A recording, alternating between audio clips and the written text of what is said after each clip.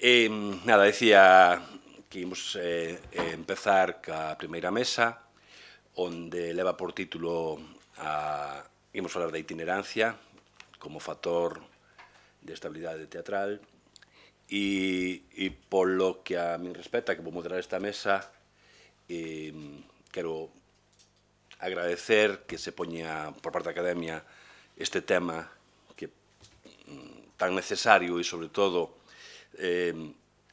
algo que todo o mundo viñamos falando todos nos nosos ámbitos, pero ao mesmo tempo botamos en falta unha resposta da Administración porque esa estabilidade, sobre todo para a xente que nos dedicamos profesionalmente a isto, pois se concrete en algo máis do que xa temos. Vou dar paso á xente convidada.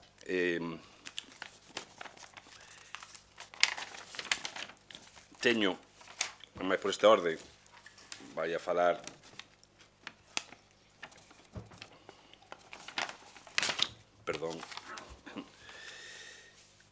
primeiramente vai falar Pilar López, que é técnica de cultura do Concello de Foz, programadora teatral do Concello de Foz, un concello medio que ten unha programación máis ou menos estable, e sobre todo que nos vai contar un poquinho as súas dificultades e carencias, como ela di na súa comunicación, da súa programación.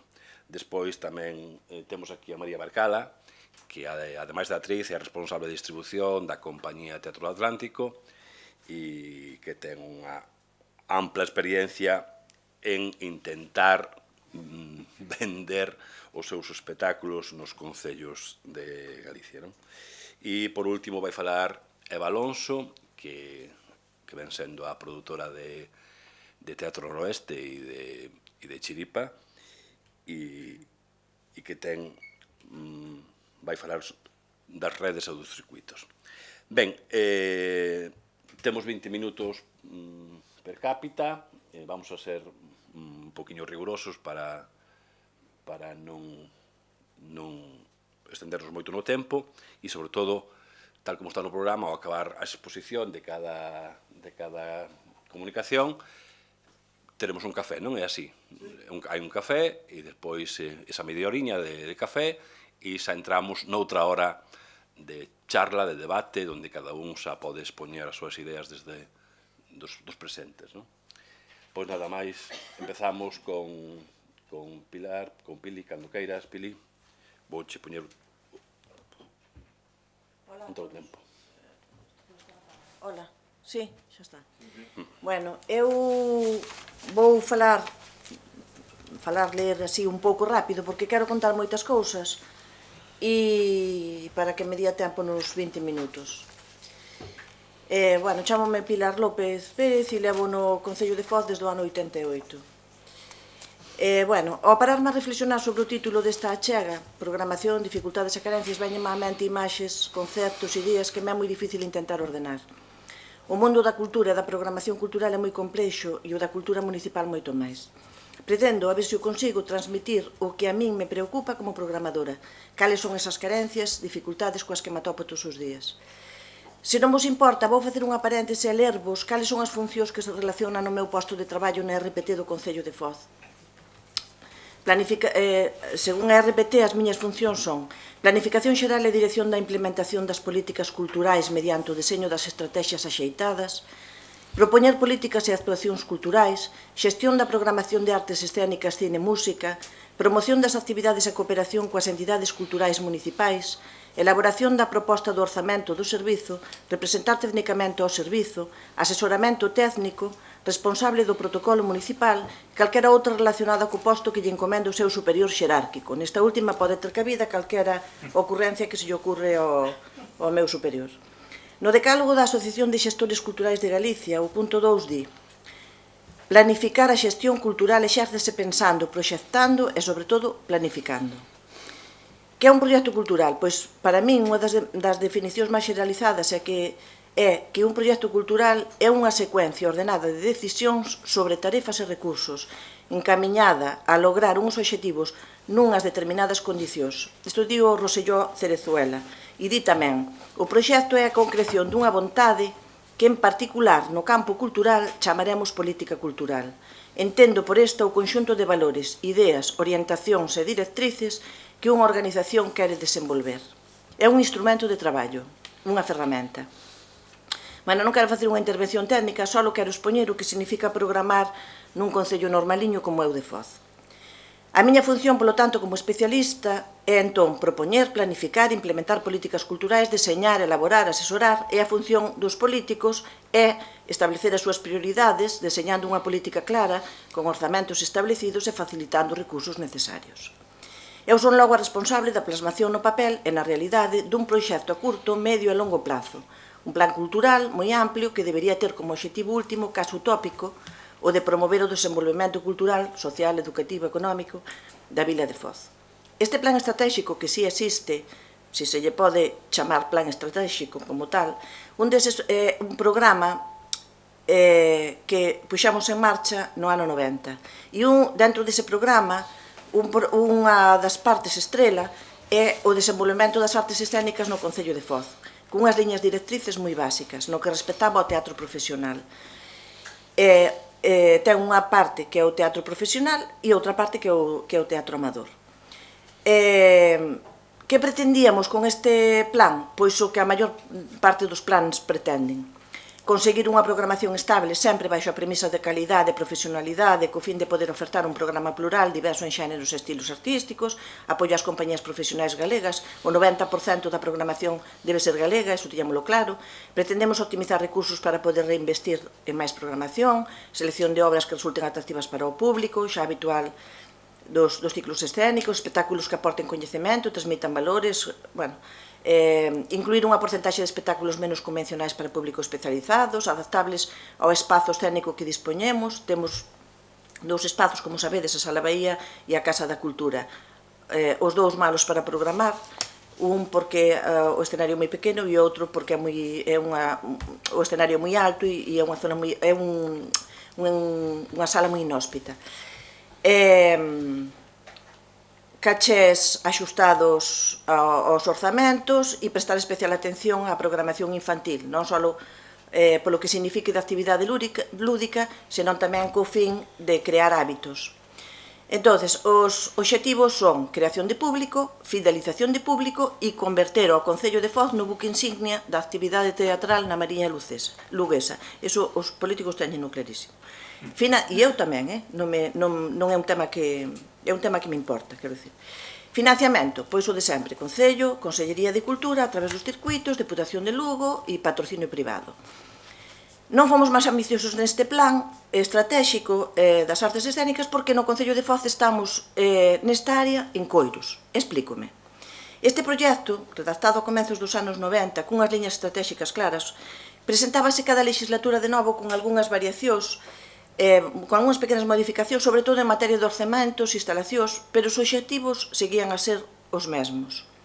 Os resultados dos intentos de pôr en marcha este plan do Concello de Foz clarifícanse nas seguintes etapas. Unha primeira etapa, do 89 a 94, que, entra un alcalde, Martín Beltrán Lousas, e o Concello entra na programación de teatro con aqueles famosos domingos de furabolos e logo posteriormente entramos nos circuitos culturais. Programamos dúas ou tres obras ao ano, para nosotros xa era bastante.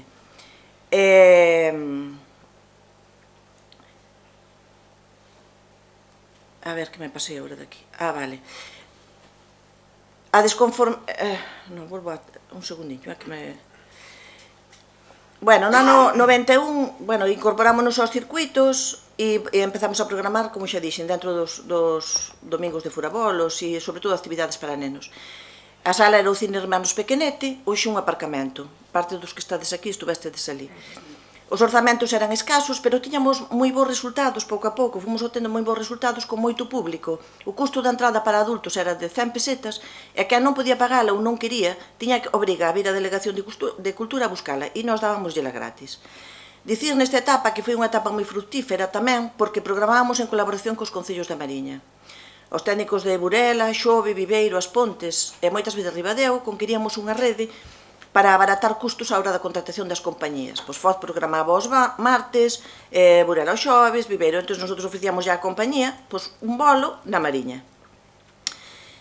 A desconformidade política non tardou en manifestarse e os alcaldes e concelleiros comenzaron a amosar o seu desacordo con programar a mesma compañía nun concello que enarbolaba a bandeira doutra cor política.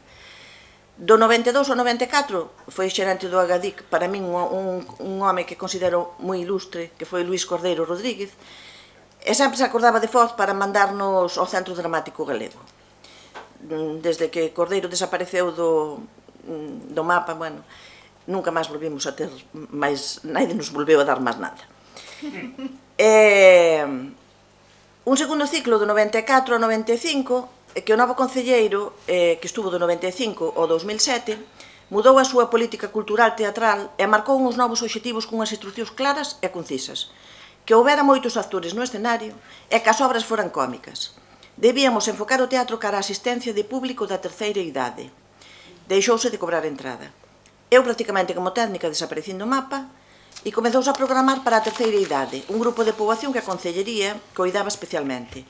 A consecuencia foi o abandono do teatro do público xove e de mediana idade.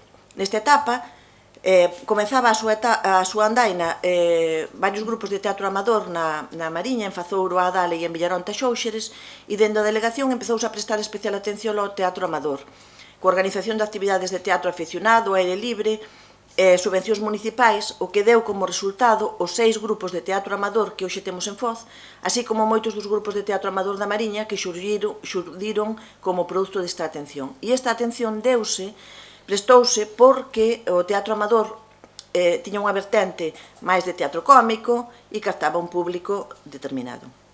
Unha terceira etapa do 2007, coa entrada dunha nova concelleira de Cultura que empeza xa outra vez a apostar polo teatro profesional, pero claro, tiñamos a sala vacía e había que volver a retomar todo desde cero. No 2008 aparece a crisis financiera, nosotros non é que tuéramos moito que perder, pero bueno, algo nos freou tamén. E o presuposto que tiñamos non nos daba máis que para contratar, no mellor dos casos, 8 ou 10 obras anuais entre infantil e adulto, sempre coa subvención da Agadic. Fomos superando a situación e cun novo cambio de goberno no 2019 conseguimos volver a levar o público ao teatro. Apostamos por unha programación de teatro infantil que é potente e estamos medrando na programación de teatro adulto cun incremento significativo dos orzamentos. Na actualidade, a programación de artes escénicas do Concello de Foz é unha programación modesta, pero cun adianto significativo. Non dependemos só da rede de teatros e auditorios para contratar. A delegación xa conseguiu que se destinara un presuposto exclusivamente para artes escénicas que Paseniño vai medrando cada ano. Programamos teatro, música, máxa, etc., aínda que a maior parte da programación, 85%, é teatro. E empezamos agora coa danza. Dos 42 espacios que están dentro da rede de teatros e auditorios de Galicia, Foz está no punto intermedio alto da programación.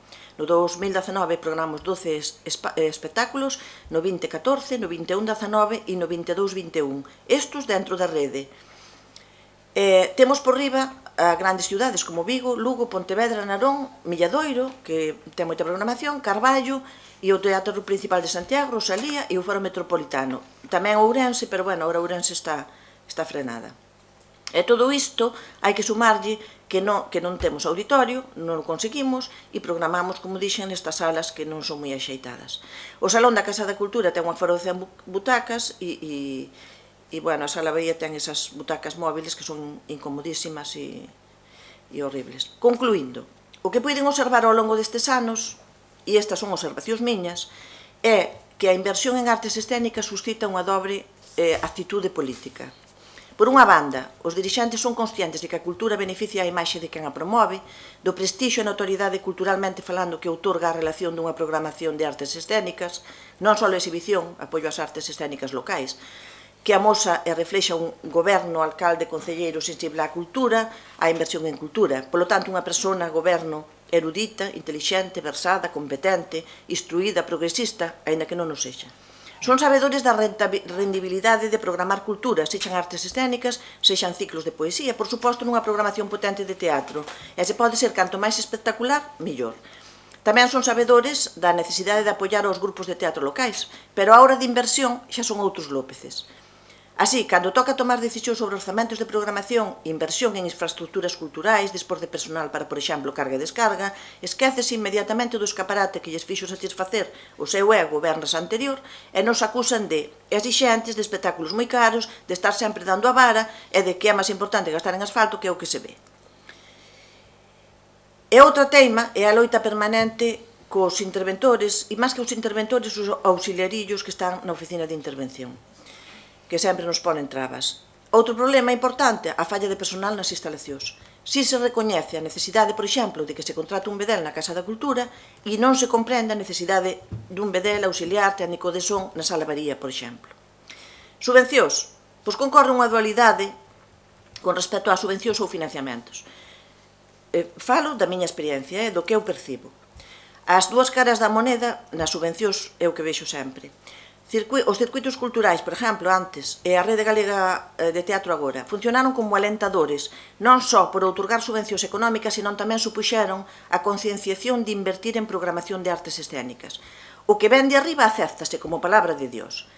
Se o fan arriba, que está ben, hai que seguir por aí. Pero hai outra cara de moneda, que é que estas administracións públicas, Xunta ou Deputación, teñen unha presencia moi considerable na vida cultural, o que as converteu en grupos de poder e de control da vida cultural dunha poboación, provincia ou autonomía. Neste caso, o exemplo está na Diputación de Lugo. Este exemplo non o conto agora, despois conto-volo.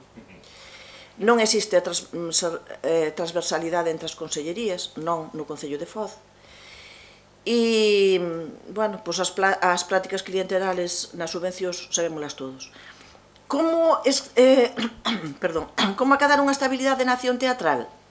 No meu concello comezamos agora a propoñer as dobres funcións, a afondar na democratización do público, nas funcións escolares. A xuventude descolgouse do teatro e non conquerimos atraela por máis intentos que facemos. As residencias para nós son complicadas, aínda que planteámonas no futuro próximo. Carencias, todas. Non temos nin empresa que xestiona a taquilla porque nos cobra máis a empresa que a taquilla que ingresamos en cada función.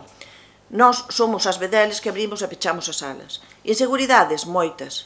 Que valor ten o que propoñemos na programación? Imos ben encamiñados de cara a un desarrollo territorial? Como conciliar as expectativas do público tradicional coa ampliación de audiencias e a necesidade de asumir riscos estéticos? Como medir a adecuada relación entre o custo de inversión e a calidade do produto resultante? Por que cando traemos un gran concerto ou un personaxe televisivo se nos enche a sala e logo ese público volta a desaparecer? É o marketing, que poido mudar para chegar a máis público? É os xóvenes, que canal de comunicación teño que usar para chegar a eles? Que estou facendo mal?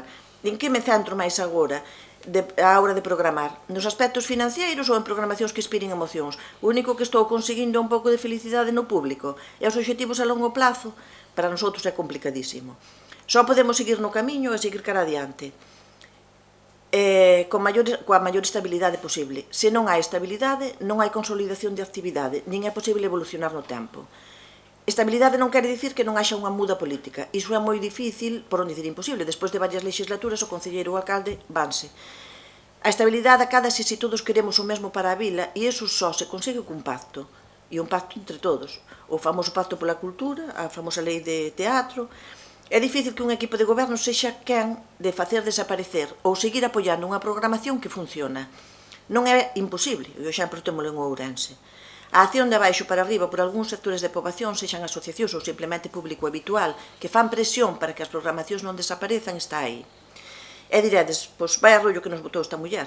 O que pretendo é indicar como nun período de 35 anos as políticas culturais non foron moi favorables ás artes escénicas no Concello de Foz e, desgraciadamente, na maioría dos concellos pequenos, non posibilitando avanzar. Outros concellos como Narón, por exemplo, ou Carballo, realizaron unhas políticas culturais apostando polas artes escénicas como motor non só cultural, sino tamén económico e de desenvolvemento. Nós, como programadores, temos a obriga de rendibilizar económicamente, cultural e socialmente os custos que supón a programación, a procura da eficiencia económica. Debemos esforzarnos como traballadores da cultura a atopar solucións no desenvolvemento do noso traballo e reflexionar xunto cos políticos en torno aos produtos culturais. E non esquecernos de que na xestión é necesario conxugar a políticos, técnicos e cidadáns. Bueno, hai un... Javier Romero fálanos xa hai anos, no 2011, dunha lei de mecenazgo dice que es necesario que los ayuntamientos que contratan más del 80% de la exhibición de las artes escénicas sin que ninguna ley les obligue, sepan precisamente por ley qué servicios culturales mínimos deben prestar y cómo los van a financiar. Estos servicios mínimos deberían definirlos, entre otros, los agentes del sector cultural, todos. E unha vez que temos claro onde queremos ir, o resto das dificultades son subsanables. E remato, indicando outra carencia, para min importantísima, que é a formación dos técnicos. Pero quizáis aínda máis importante hoxe en día a formación dos políticos. Digo máis importante porque os técnicos municipais somos máis sensibles, solemos acudir a cando nos chaman ás formacións, vamos, pero os políticos non. E entonces, eles non asisten a ningún tipo de formación e é preciso sensibilización e formación. Ala, xa vos din a vara bastante.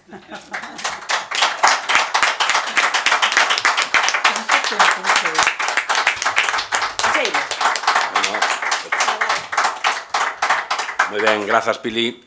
Nada, moi ben, 18 minutos, tiñes 2 minutos incluso para redondear algunha idea, pero bueno, dixémolo aí. E nada, agora vamos ca segunda comunicación. María Barcala, como dixen antes, actriz responsable de distribución de Teatro Atlántico, vai nos falar precisamente da problemática da distribución teatral. María.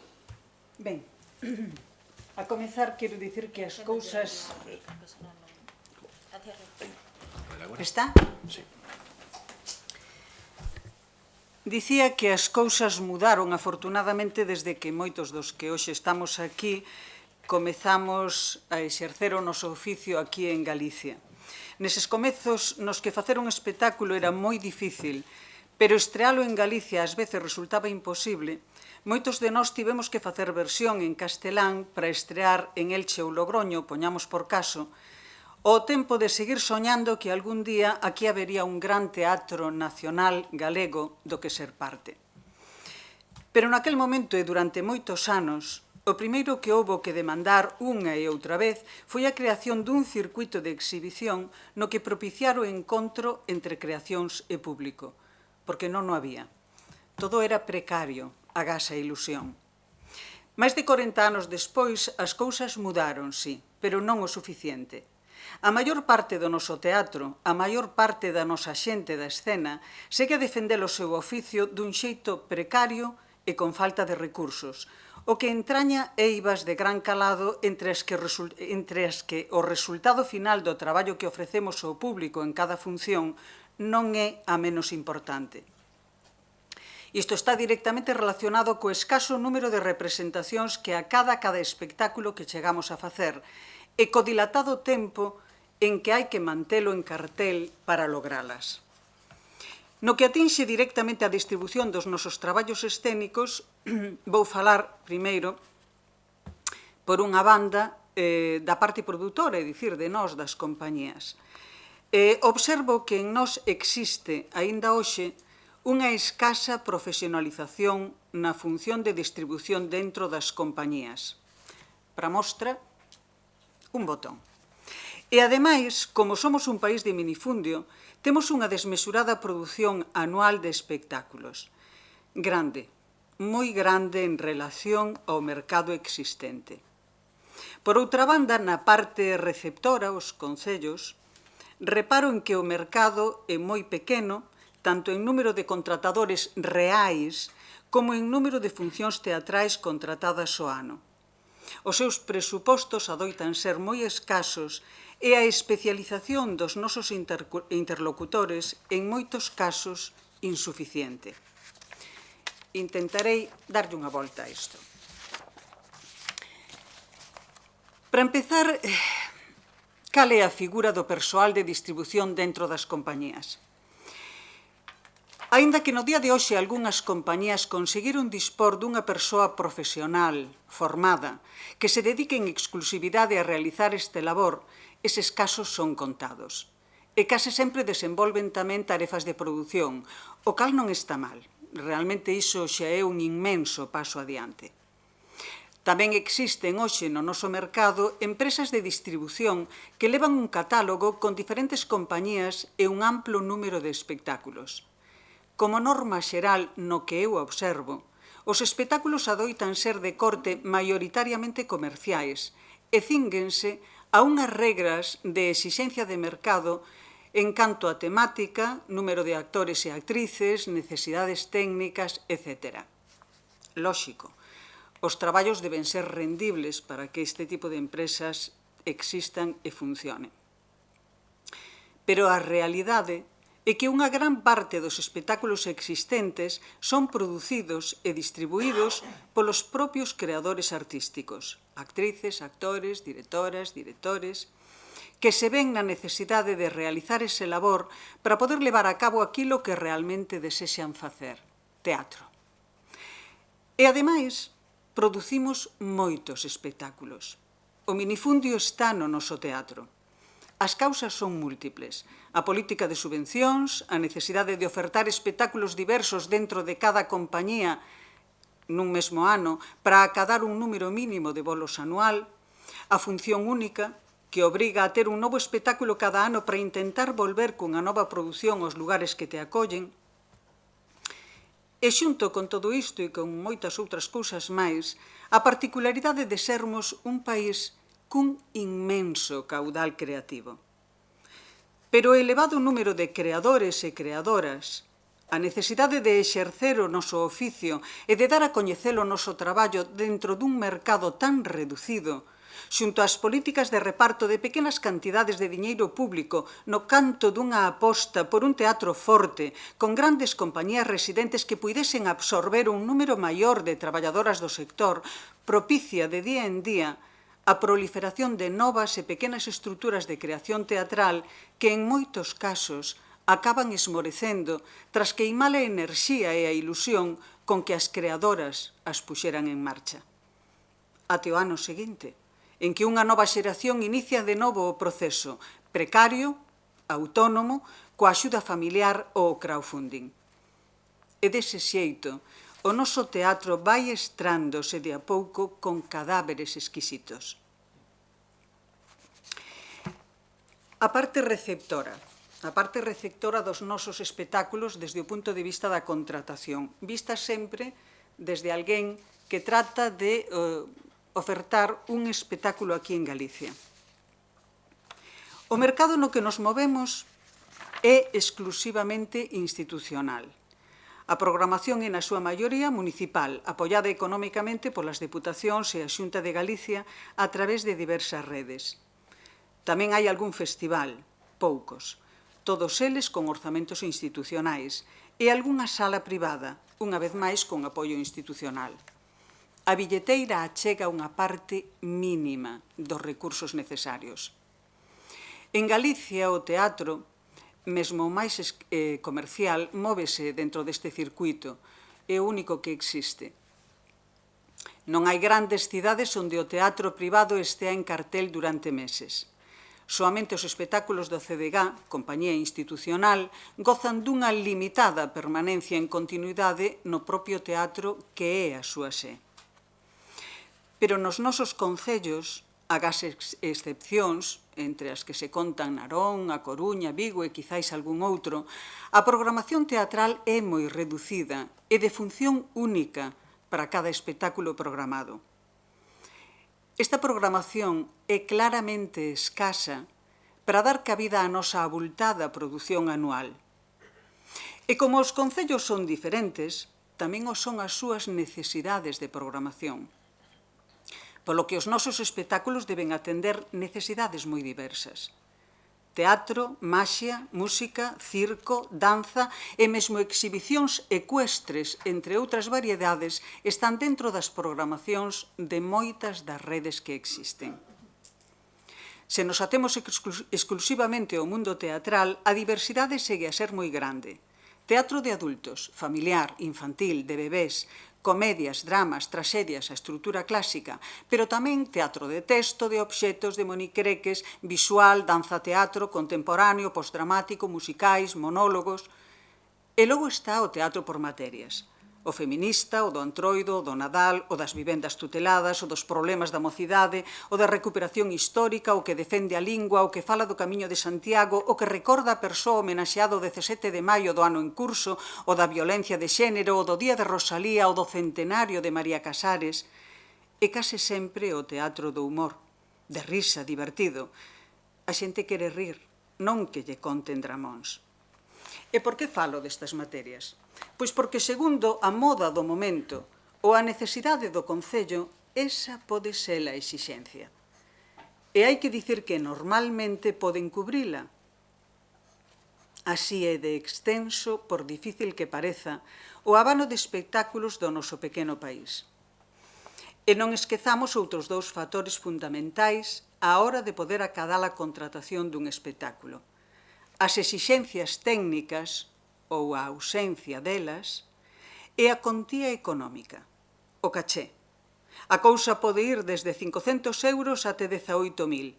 Este último prezo de reserva para os grandes espectáculos do panorama teatral español, porque se és galega, un caché á baixa pode ser altamente definitivo para facer unha boa distribución.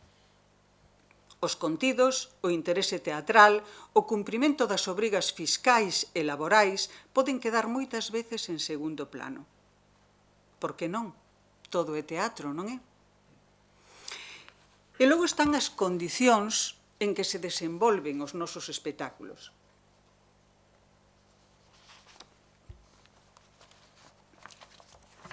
Tamén son moi variadas.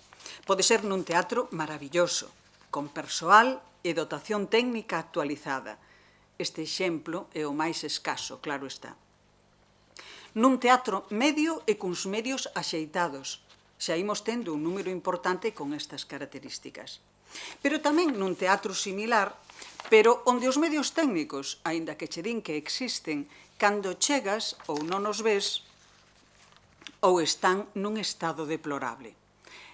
E mesmo hai algún teatro onde os poucos medios que existen, se os usas, descóntanchos do caché. E tamén locais onde falar de escenario e medios técnicos implica un alto grau de imaginación, por non falar de camaríns e calefacción. E finalmente están os nosos interlocutores.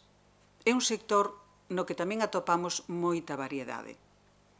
Hai técnicas e técnicos de cultura responsáveis, coa programación do seu concello, con interese real en propiciar a creación dun público fiel, que pelexan por un presuposto que permite investimentos tanto na programación como nas condicións técnicas en que se produce, que se interesan polos espectáculos e tratan de coñecelos. Hainos, pero son unha minoría. Hai que ter en conta, xa Pili non lo estivo comentando agora, pero como eu reflexionei sobre iso, vou volo ler igualmente.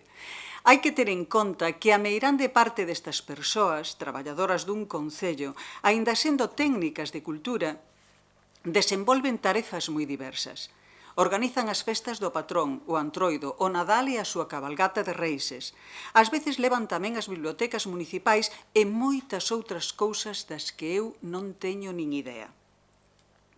E cada vez que se organiza unha función de teatro son tamén, ademais das responsáveis da súa contratación, programación e difusión, as encargadas da apertura de portas e atención da equipa técnica que a primeira hora da mañá chega para montar e as que, cando remata a función, teñen que agardar a que se realice a desmontaxe para pechar as portas. E estamos a falar de técnicas de cultura, figura que non sempre existe nos concellos. Todo isto dá como resultado que cando ofreces un espectáculo adoitas atoparte nunha situación na que, ademais do brutal desequilibrio entre a oferta e a demanda, da escaseza de orzamento, da problemática da función única, dos espazos de actuación, cada un dun xeito e cunha diferente dotación, da temática escollida polo Concello para esa mini programación que farán en tal rede durante tal semestre, da nosa exixencia de persoal de carga e descarga, tema aparentemente insalvable para moitos dos nosos concellos, Ademais de todo iso, as propias circunstancias de traballo das programadoras en cada concello fan que moitas veces non teñan a disponibilidade para te atender, nin presencialmente, hai quen rexeita por completo as visitas, nin por teléfono. Nin dispoñen de tempo para ler a correspondencia coa túa oferta. Pero iso sí, a maior parte delas queren coñecer de primeira man o espectáculo que ofertas para decidir se se programa ou non no seu concello, aínda que tampouco moitas veces poidan nin acudir a esa cita anual da Feira de Teatro que se celebra en Santiago, onde se amosa unha pequenísima mostra do teatro que está en cartel, nin ir ás funcións que penosamente as compañías van acadando e nas que sempre convidas aos programadores da contorna para que poidan coñecer o teu traballo. En fin, isto é unha pescada que morde o rabo. Non coñezo a túa función, pero non podo acercarme a vela, así que non podo programala. E logo está que, ás veces, xa estiveches o ano pasado con outro espectáculo e hai que darlle cancha a outra xente.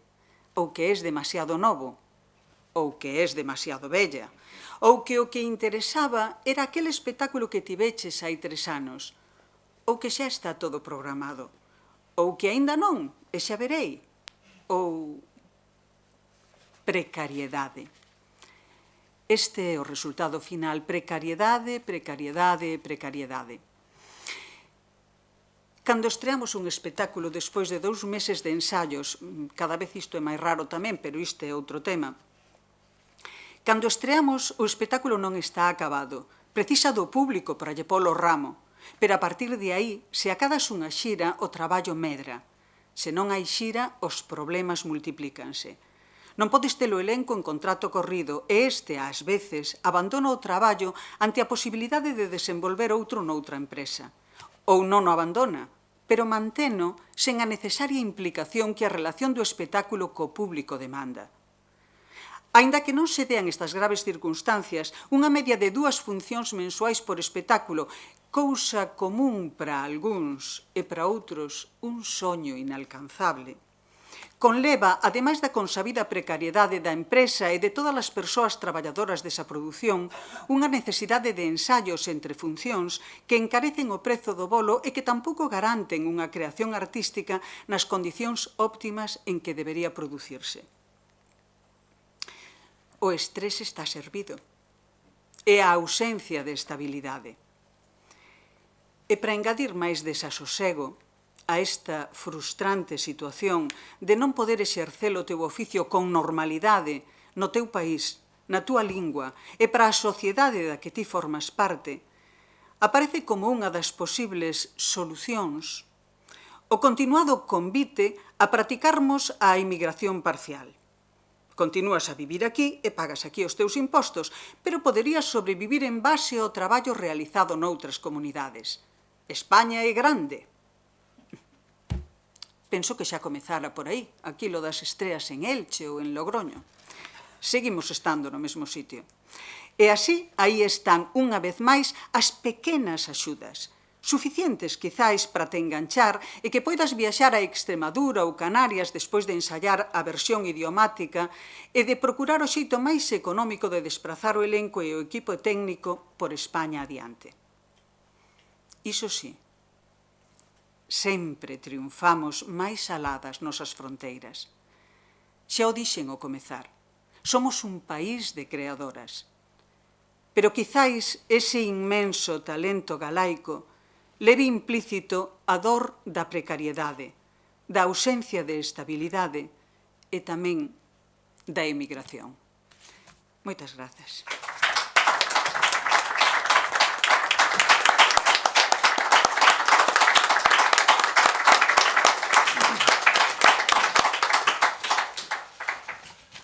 Moitas grazas, María. Moi ben, calcastes o tempo, 18 minutos. Vaya presión para Eva. Moi ben. Nada, estamos aí no tempo. E nada, deixamos con Eva Alonso, responsable de produción de Teatro Noroeste e Chiripa. Vai falar de redes e circuitos.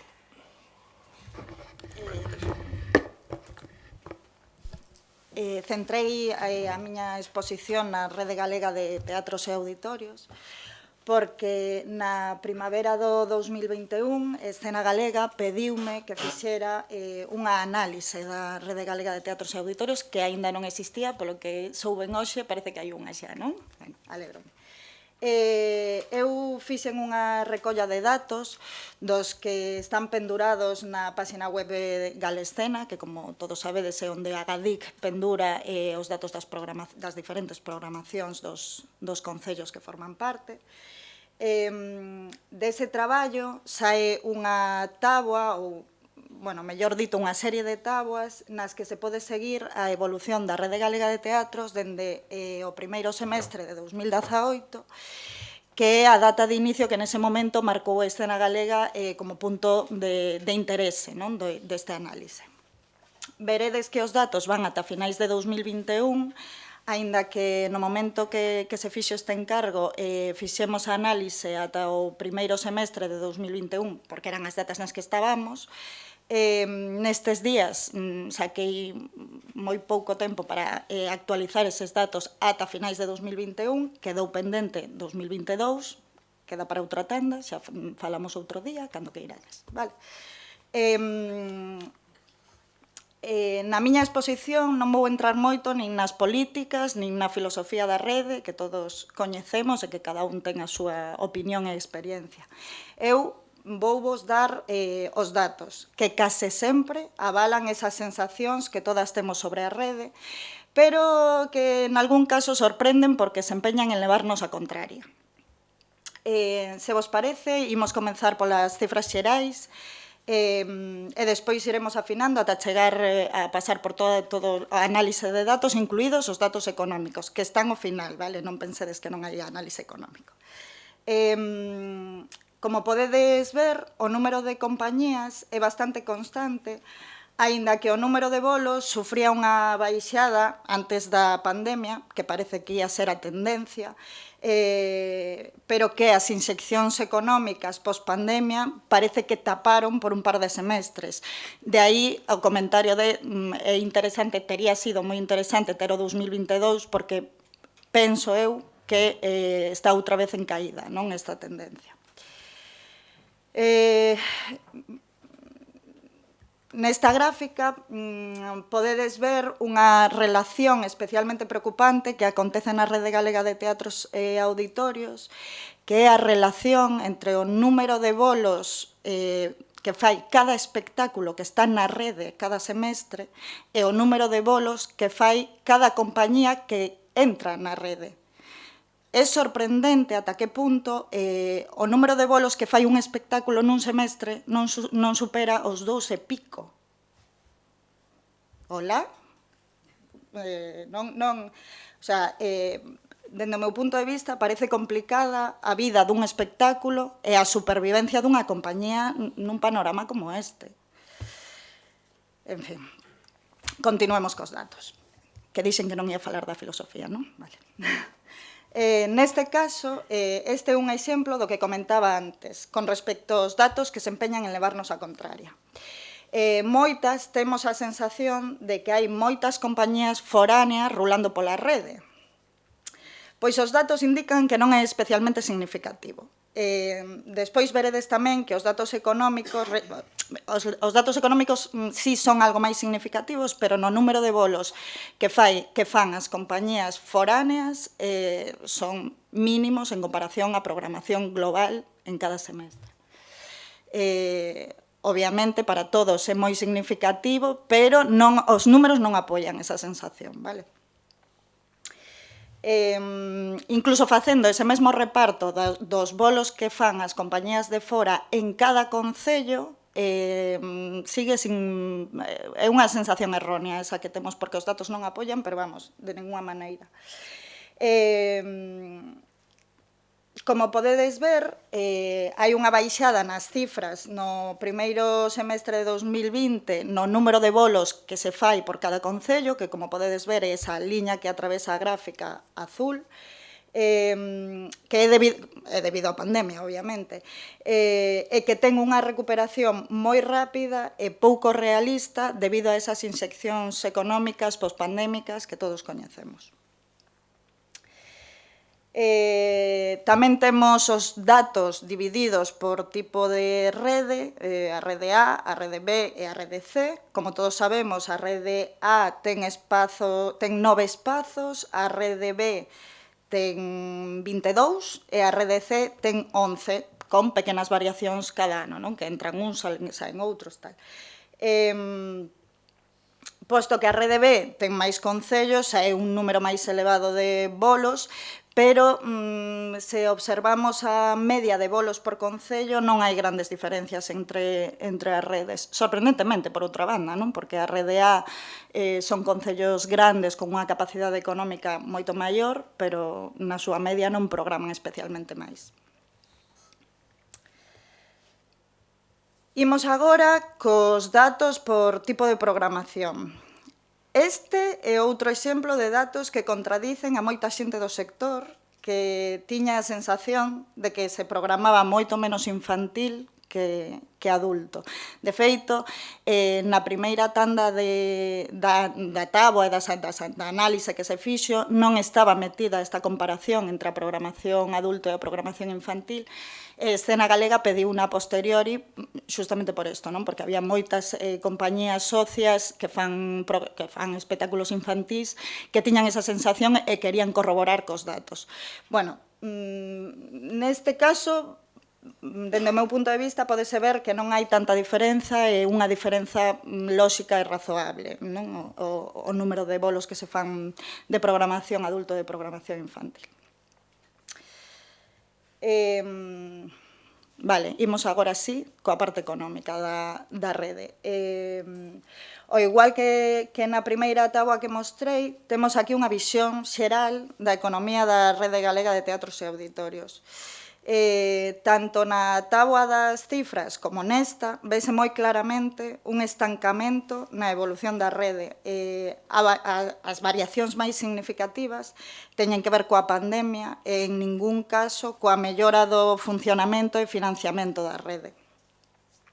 Vexamos a gráfica que é sempre máis visual, non? Como podedes ver, mantense moi estable dende 2018 e a subida máis significativa ten que ver coa pospandemia. Dende o meu punto de vista, isto é o problema fundamental da rede. Non evoluciona hacia ningún sitio, non evoluciona directamente, está estancadísima.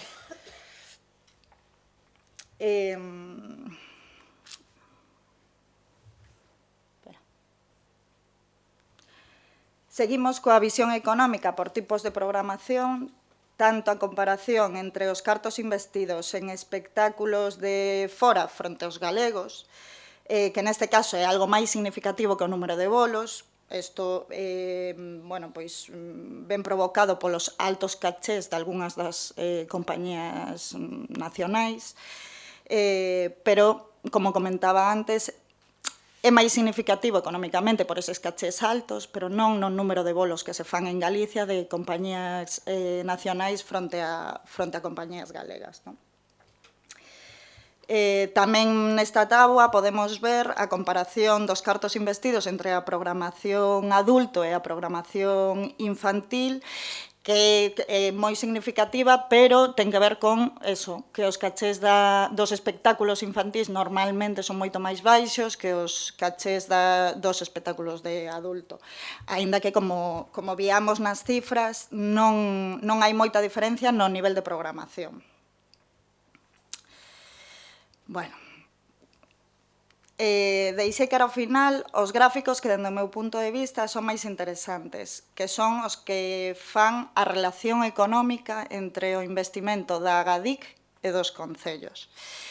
Como podedes ver, esta gráfica contén moitísima información e é complicada de digerir. Despois, se queredes, miramos con máis calma. Do investimento total que se fai na programación da rede, o bloque verde e o bloque azul son a relación entre a aportación económica dos concellos e da Agadic para a programación de compañías galegas. O bloque amarelo e o bloque gris son a aportación económica dos concellos e da Agadic para as compañías de fora, e a liña azul é a aportación dos concellos, a aportación económica na programación, e a liña laranxa é a aportación total da Agadic. Como podedes ver, a Agadic e os concellos aportan dun xeito moi similar a programación, pero sí que está moi segmentada onde aportan. Non? Nos bolos de Galicia hai unha aportación importante, pero tamén nos de fora os concellos aportan máis cartos que a Agadic. Isto é unha cousa interesante a ter en conta. Como non podíamos deixar de analizar os valores dos cachés, que tamén é unha cousa fundamental na rede. Como xa dicía María, que ás veces é o motivo que decide, non, se te programa. Pois, por unha banda, está a relación dos cachés de aquí en relación coas compañías de fora, e por outra banda, a relación dos cachés por programacións. Vale. Como podedes ver, o bloque azul, que é o caché medio das compañías de fora que están na rede, é sempre elevadísimo en comparación ao resto dos bloques, que é o caché medio de Galicia e as súas diferentes programacións. Vamos a ver, eu apoio rotundamente este asunto de que a sensación que temos todas con respecto ás compañías de fora é que investimos demasiados cartos nelas. Nesta táboa, neste gráfico, demóstrase clarísimamente, aínda que fagan moitos, o sea, moi poucos bolos, económicamente sorprendente, non? Bueno, xa para rematar, como pequena reflexión, fixen esta última táboa na que se calculan as subidas ou baixadas dos cachés das compañías programadas dende 2018. Algúns datos son moi interesantes porque, como podedes ver, o porcentaxe de subida dos cachés das compañías de fora é unha especie de montaña rusa, porque sube un 61%, baixa un 34%, sube un 17%, é un pouco locura. Isto ten que ver con que, claro, a programación de compañías de fora non é estable. Cada semestre se programan, ás veces, espectáculos moi grandes, moi caros, moi estupendos, e outras veces non. Non hai unha estabilidade na política de programación de compañías nacionais. En cambio, nas porcentaxes de subida das compañías galegas hai unha estabilidade preocupante, porque nin sequera sube co custo da vida. É unha cousa que debemos facernos mirar, porque é verdade que no 2020 incluso baixamos, provocado, como todos sabemos, pola pandemia, pero a subida que ven a continuación do 9% non é proporcional á subida que debería ter sido a subida do IPC, en fin, todo este tipo de cousas. Nada máis, ata aquí a análise da Rede Galega de Teatros.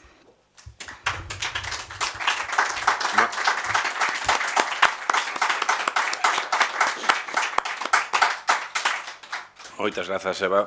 E nada, son -5, pasadas xa, estamos en tempo xa de café, deixamos aquí ata dentro de media hora que nos volvemos a ver e xa debatiremos de todos estes aspectos que deixaron tanto Pili como María como Eva e de outras cousas relacionadas co tema que vos querades propoñer.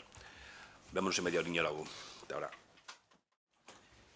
Ben, pois empezamos agora co debate, temos unha horiña por diante.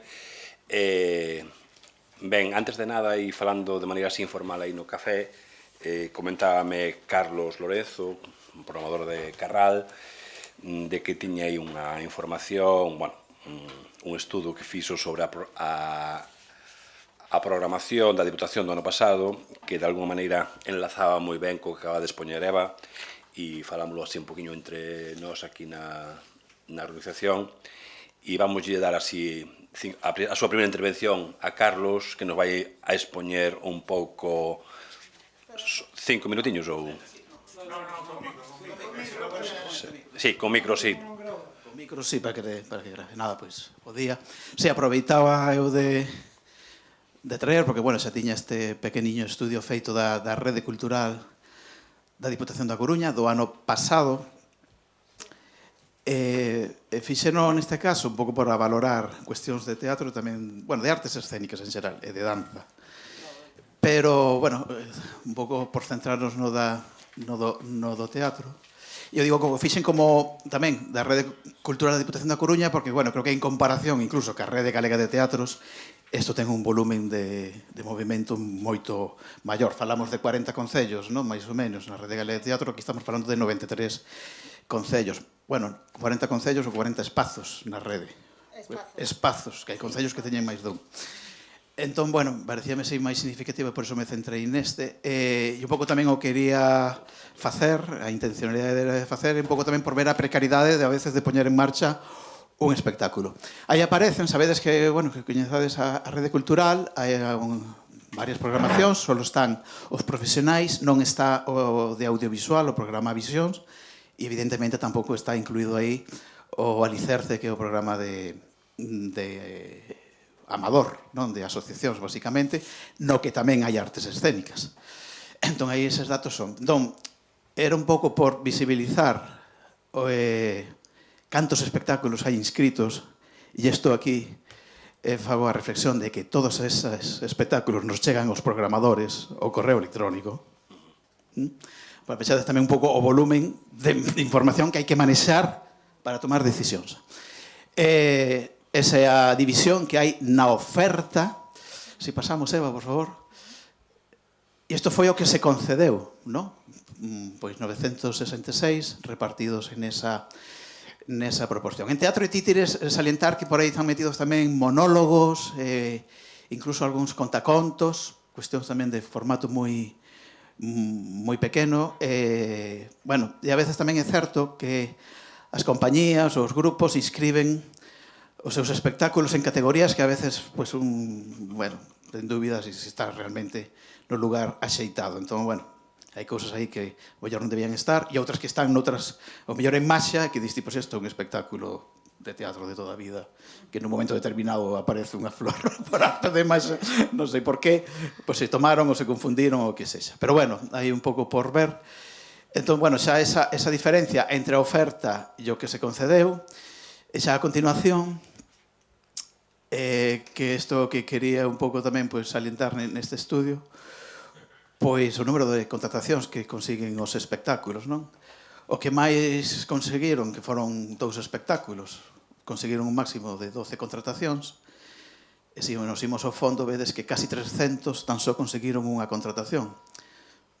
Eu pretendo a veces facer un pouco a reflexión deses 300 con unha contratación, que é o que están a provocar no sistema, non?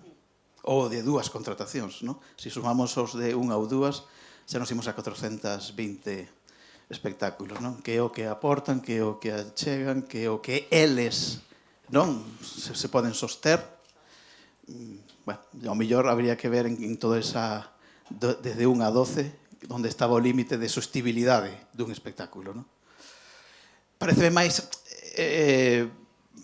revelador, aquí neste caso, no da provincia da Coruña, que sabemos que tamén que é a provincia de maior actividade cultural, que casi que todos os concellos tengan algo, e con toda esta rede, que da Rede Galega de Teatros, onde moitos concellos non estamos porque non temos os espazos, pois, nas condicións que eles exixen, non? Aínda que aí tamén se poida visibilizar. Eu era así un pouco este dato, creo que xa non hai nada máis. Bueno, sí, creo que hai unha máis, que por salientar cales son eses espectáculos que tamén vedes que, bueno, sí que está o compañero Artur aí con 12 espectáculos con a parábola do Angazo, a panadería con 11, pero, bueno, Migallas Teatro, vedes, que é un espectáculo moi pequeniño de biblioteca, o Cantaxoga, non? Cuestións así moi... Ou a Mecánica Rolling Band, é unha charanga, non? O sea, tamén un pouco para que vexades tamén do que se pide na rede cultural a onde vai, non? Raquel Queizás, Chimpo de Rá, é un espectáculo de biblioteca, basicamente, ou de colexios.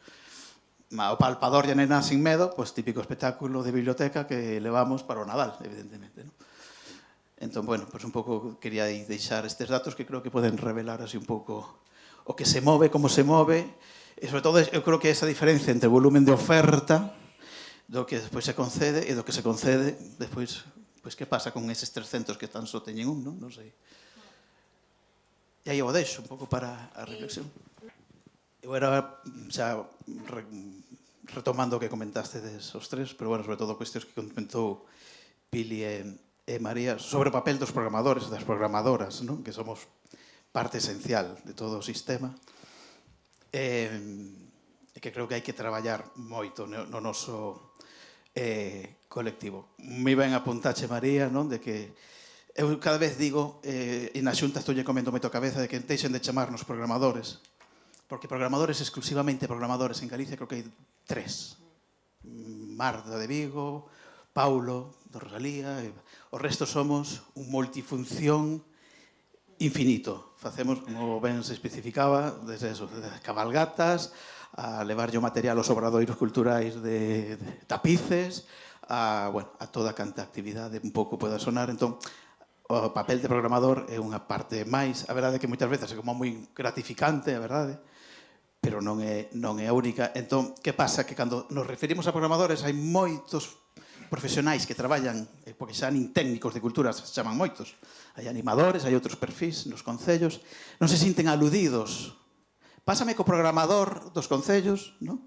O do concello, e hai moita xente que non se sinte aludida. Así pasa, por exemplo, con Galicia Escena Pro, no cal nós, desde a asociación, lle dixemos que, por favor, fagan unha campaña coa parte política dos concellos para que animen o seus personal de cultura a que asistan á feira. O que falabades, non? Que a maioría, ao mellor, non van a ver espectáculos cando os convidan, pero que tampouco van nin á feira. Porque tamén constame que moitos non se sinten aludidos de que a feira lle vai a resultar útil para o seu traballo, porque eso parece que é unha pequeniña parte do seu traballo, e desde a parte política, concelleiros e alcaldías, tampouco lle consideran, nin os animan, nin valoran eses 4 días que hai que estar ali, que non estás na oficina, pois como un traballo útil para desenvolver culturalmente o seu concello, que en definitiva é para iso para o que se vai, non é para ir simplemente pois, a encontrarse con outros compañeros e compañeiras. Non?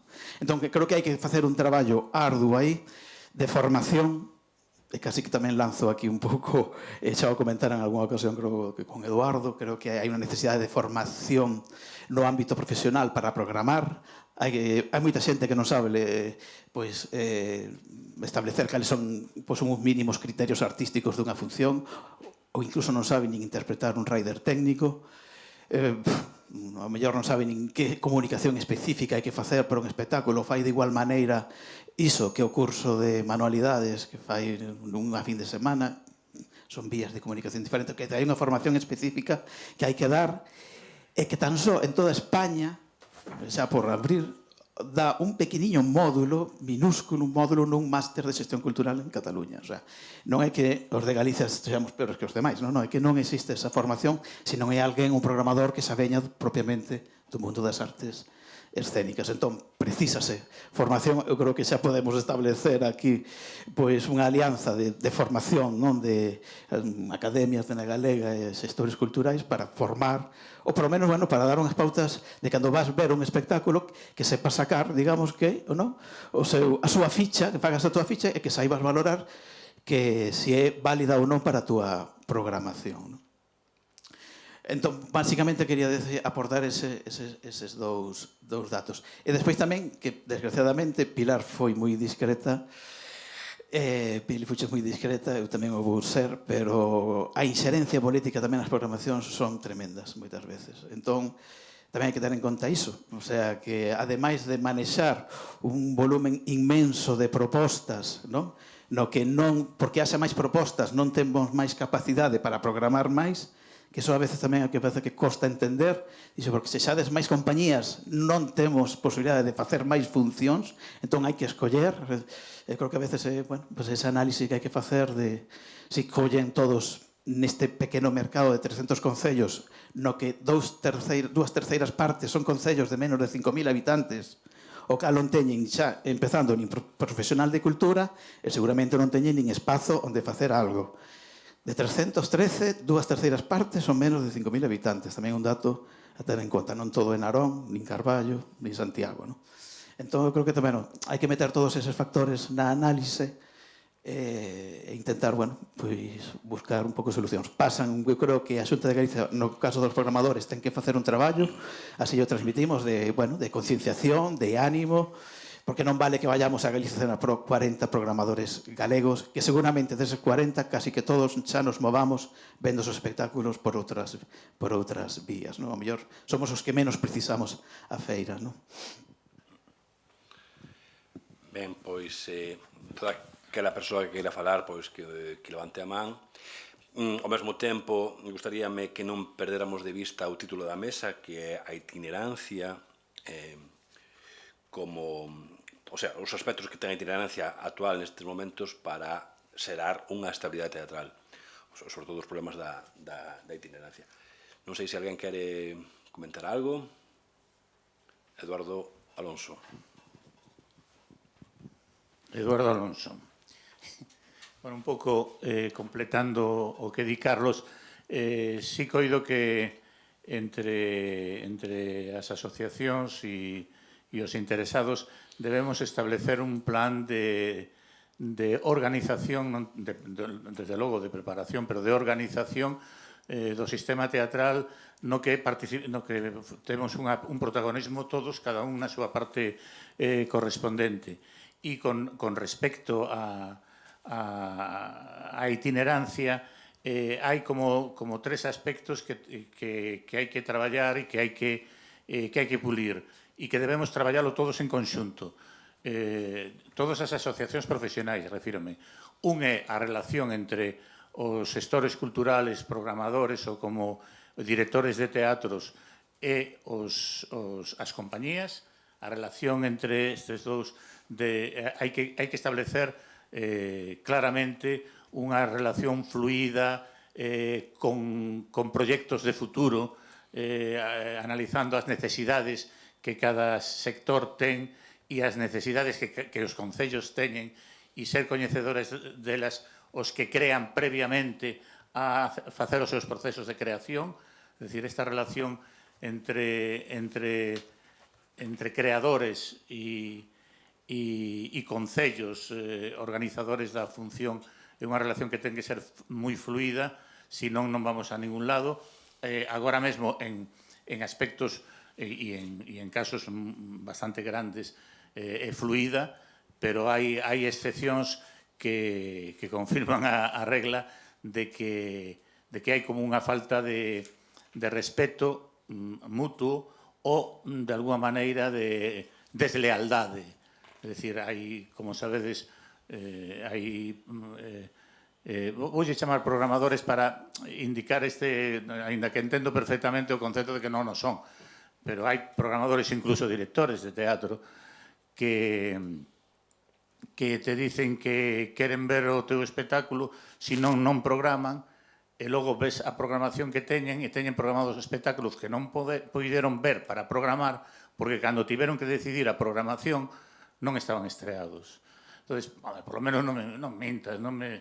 En fin, sexamos leales, non? Esta lealdade é necesaria. Isto é unha anécdota, non ten maior importancia, pero é para explicar que é necesario establecer unha relación moi fluida e, sobre todo, moi de planificación de futuro.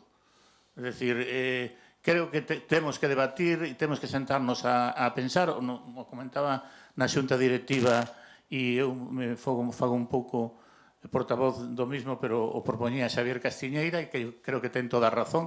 Temos que diseñar conxuntamente o teatro dos anos que ven. Conxuntamente, o digo con total contundencia, non? Que necesidades hai en cada concello. Ben, esta é unha relación que temos que traballar. Outra cuestión que temos que traballar é a reacción política dos teatros. É dicir, temos que organizar algunha maneira, e as asociacións, sobre todo as máis implicadas en isto, a de xestores, a academia, a escena galega, e seguramente a Asociación de Actores tamén estaría interesada, temos que conseguir que a través da unión de concellos, destas asociacións que teñen os concellos, é dicir, ou posiblemente a través dos partidos políticos directamente, que o mellor é o camiño, establecer unhas pautas de que teatro se vai facer, a onde vamos a ir e como se van a establecer estas cousas. E establecer unha lealdade de funcionamento, que todos teñamos digamos, un pacto de fotografía de futuro, consensuada, uns estarán máis de acordo, outros menos,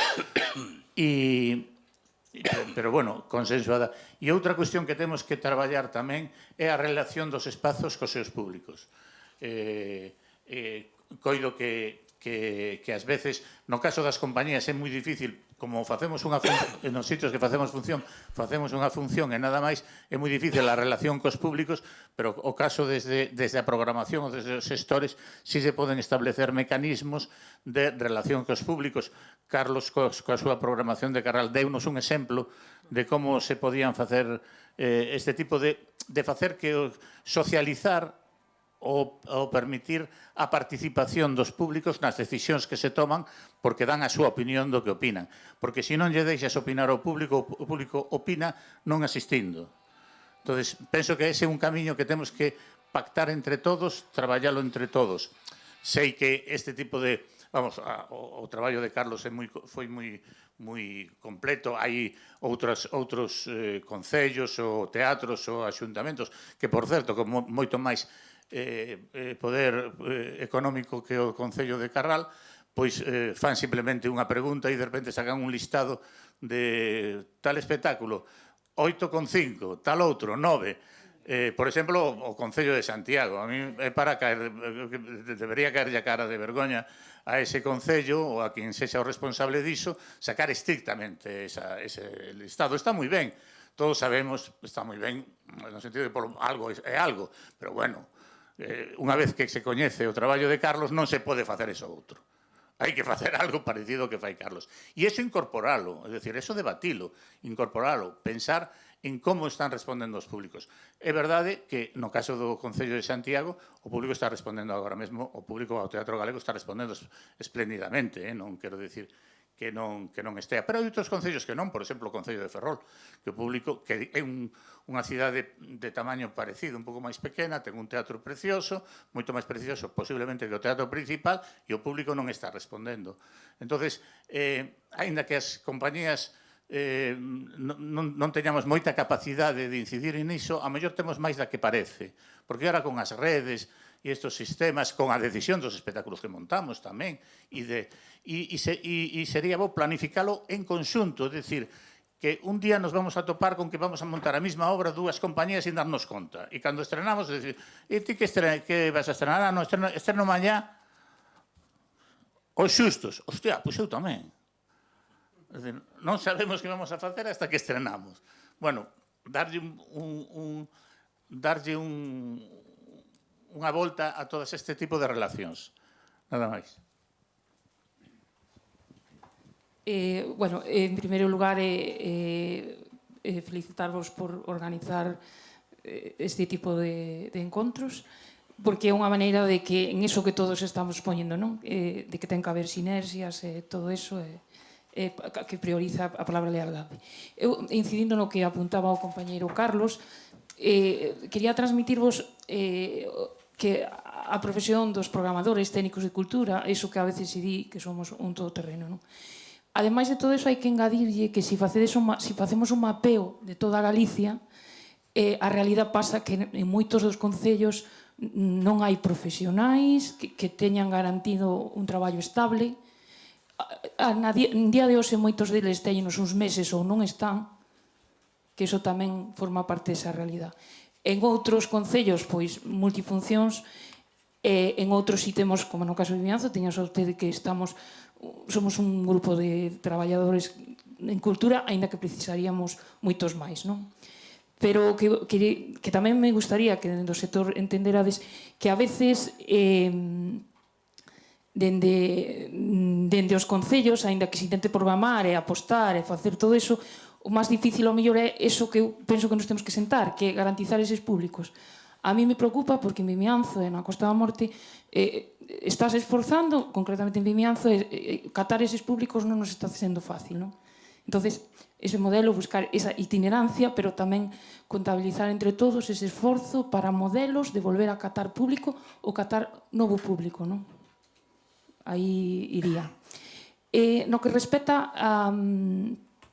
a cando as compañías chegan ás redes todas e todo eso, e chamades, e a veces non vos atendemos, estamos sobrepasados de traballo, porque ao mesmo tempo temos todas outras programacións. Por iso digo que vou ter outro tipo de encontros para chegar a todo eso.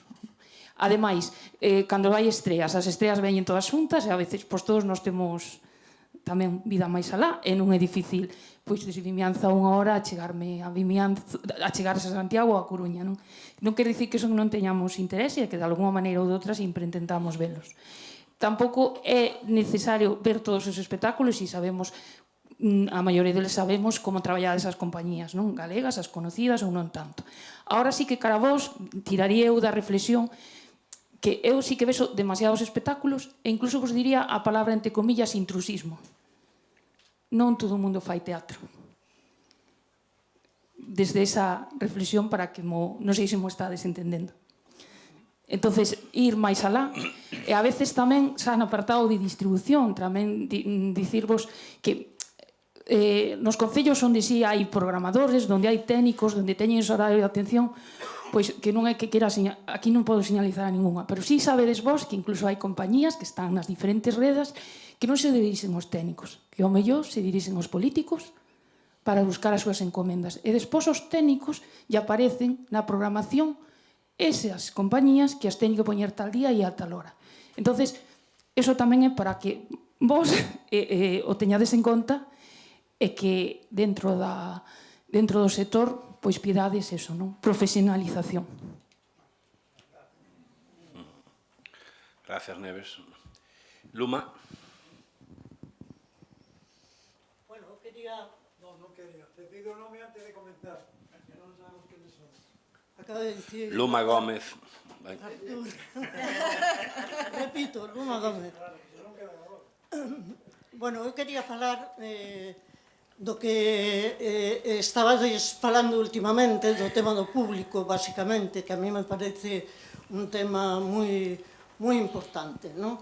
Pero, claro, está o tema da itinerancia, non? Entonces, ti vas a un concello, vas un día, vas a outro concello, vas a outro día, é dicir que para unha compañía é complicadísimo facer publicidade para concellos pequenos, quizás sexa máis sinxelo que para concellos un pouco máis grandes.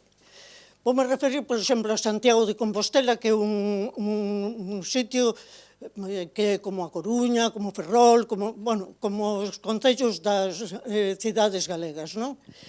Entonces, Santiago actualmente dixéramos que non ten un protocolo de comunicación interesante desde o meu punto de vista.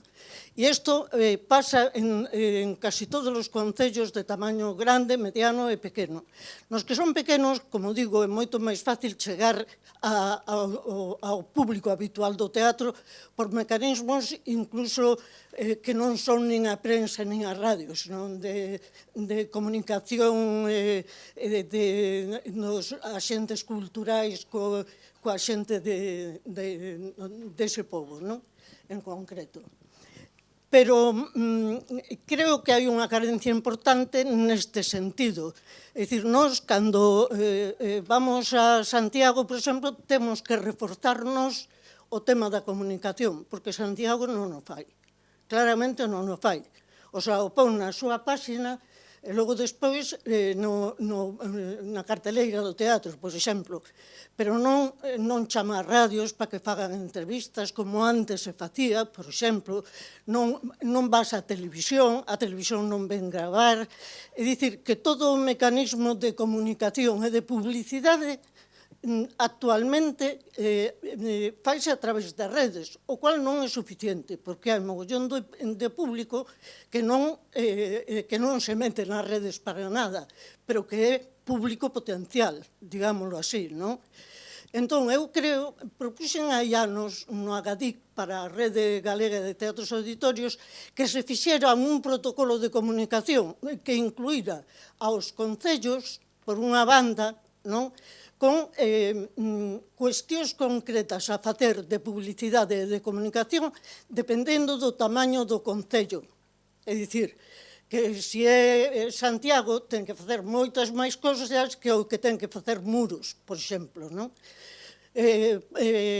Entón, era un protocolo que incluía os concellos, pero tamén as compañías, é dicir, as compañías debían ter unha disponibilidade para, se unha radio os chama responder a esa radio, sea o concello que sexa, e ir incluso a entrevistas de prensa ou do que sexa. Inclusive, cousa que se perdeu no tempo, dar unha rolda de prensa no propio teatro de víspera ou de antevíspera para que os periódicos recollan o evento, non? É dicir, que todo isto que se fixo hai anos, moitas destas cousas, agora non se fan. Eu propuxeralle, como dixen, o Agadic, facer un protocolo e que os programadores e as compañías se puxeran de acordo en facelo e en cumprir cada unha a súa parte. Parecíame vital para que o público chegue, é dicir, para que o público se entere de que hai unha actividade, porque se non se entera non vai ao teatro, claramente. Logo quería comentar tamén o tema que comentou Carlos, que pasa tamén na Rede Galega de Teatros Auditorios, que hai un montón de compañías cunha soa función, pero moitísimas. 137, que sumados aos 300 non sei canto que dicías ti, pois son casi 500, non?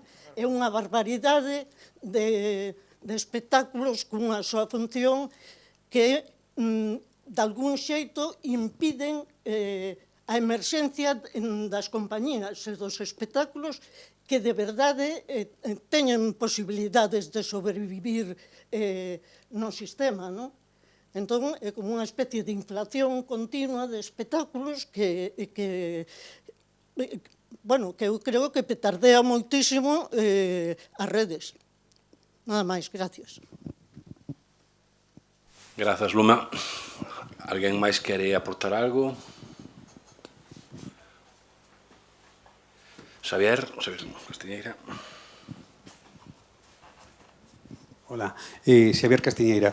Nada, volvo a itinerancia un pouco e, bueno, sempre, cando analizo un problema teatral, sempre vexo en tres niveis, non? No artístico, na produción e no técnico. Son os tres eidos escénicos, non? Entón, claro, a itinerancia a nivel artístico implica unha menor calidade, que teñamos claro isto do proxecto final, porque ao final o que estamos facendo é, bueno, facendo un chiste, mira, solta o texto e non tropeces cos mobles, non? É dicir, isto vai sempre en contra, ao final, do propio espectáculo, dos espectadores, espectadoras, e iso temos que telo claro a nivel itinerancia, que a nivel artístico está perdendo o espectáculo en calidade e non alcanza a súa plenitude. Despois, a nivel produción, hai unha cousa que, bueno, a min na itinerancia, cando temos bolos así tan salteados, eu quero sinalar, porque todo o mundo o sabe, pero ninguén non teño escoitado moito, o que implica ter un proxecto en moito tempo. Simplemente o gasto de almacenamento.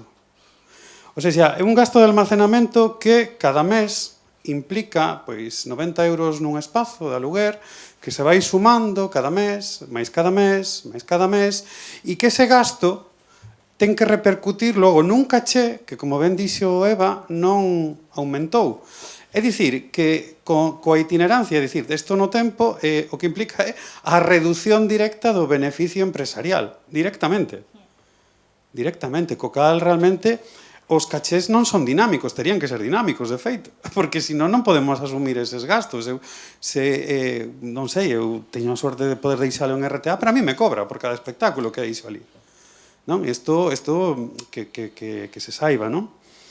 Despois, a min, por exemplo, falaba moi ben Luma da información da actividade, e isto é un pouco da itinerancia, porque seguimos como feirantes de día en día, pero que o teatro funciona por boca a boca.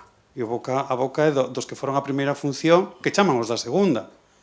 Entón, seguimos sempre con un déficit de comunicación extremadamente grande. non? Sí, podemos falar das redes, podemos falar da radio e todo iso, está ben, pero realmente sabemos que o que funciona, tes que ir a ver isto. E isto que funciona.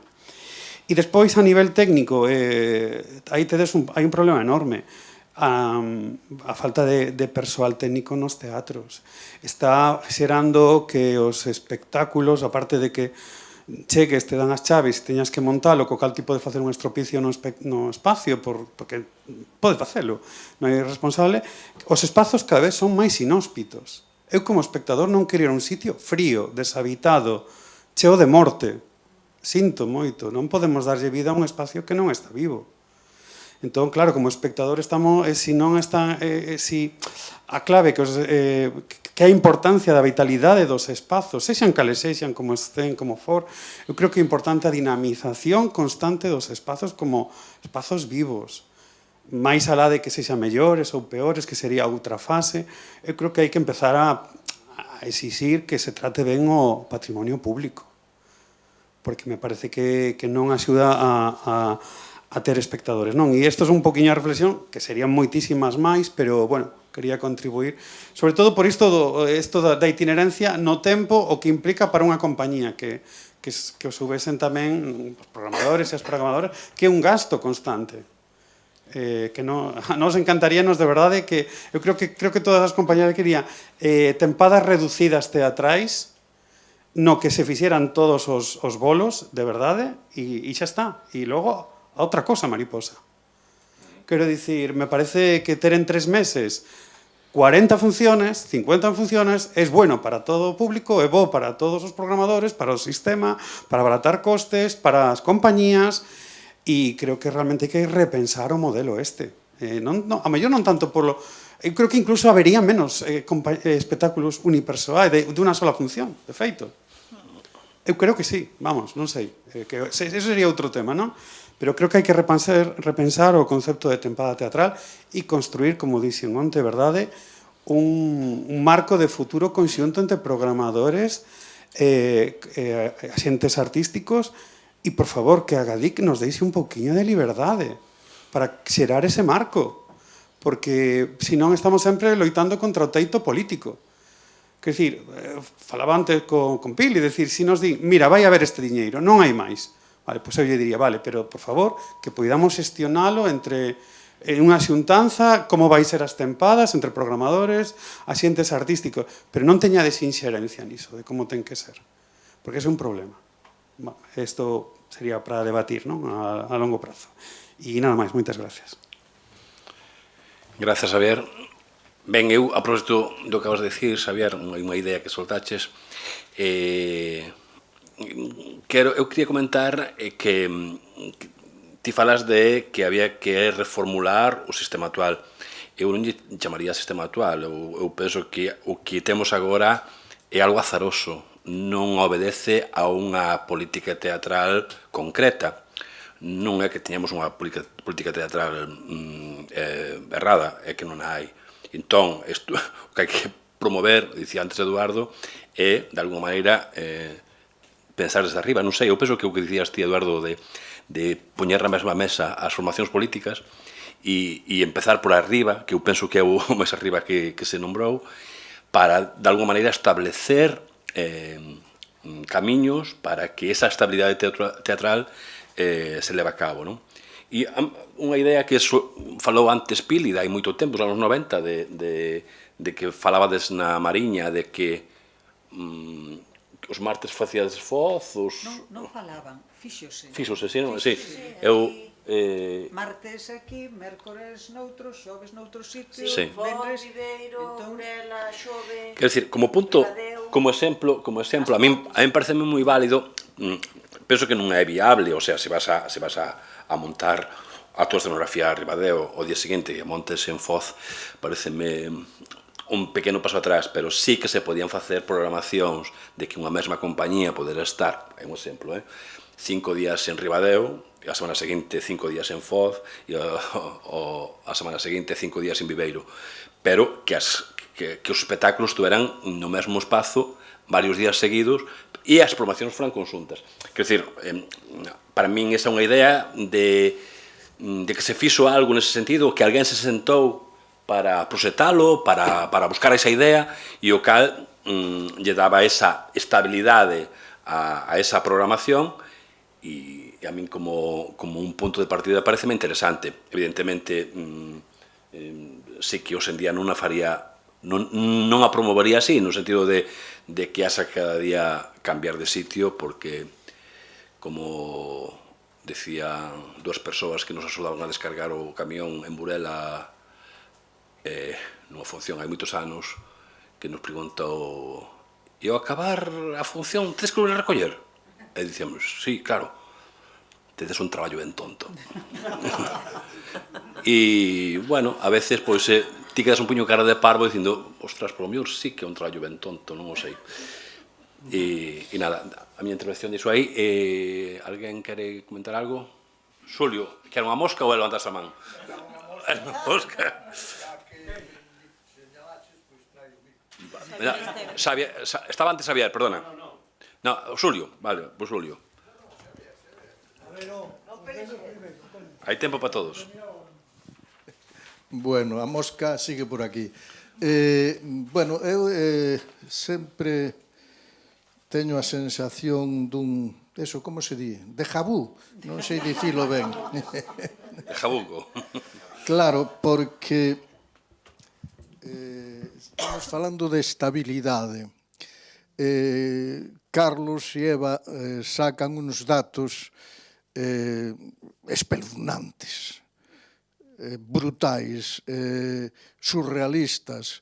Si estos datos que son coñecidos polo Departamento de Cultura da Diputación, que xenera a rede da Diputación, son coñecidos pola Agadic, que xestiona a Rede Galega de Teatros, e se asumen e circulan de un ano para outro sin que isto signifique nada, pois falar de estabilidade e de teatro profesional en Galicia e de facer un teatro que medre, que crezca, que trascenda a nós, que involucre a cidadanía, pois é imposible.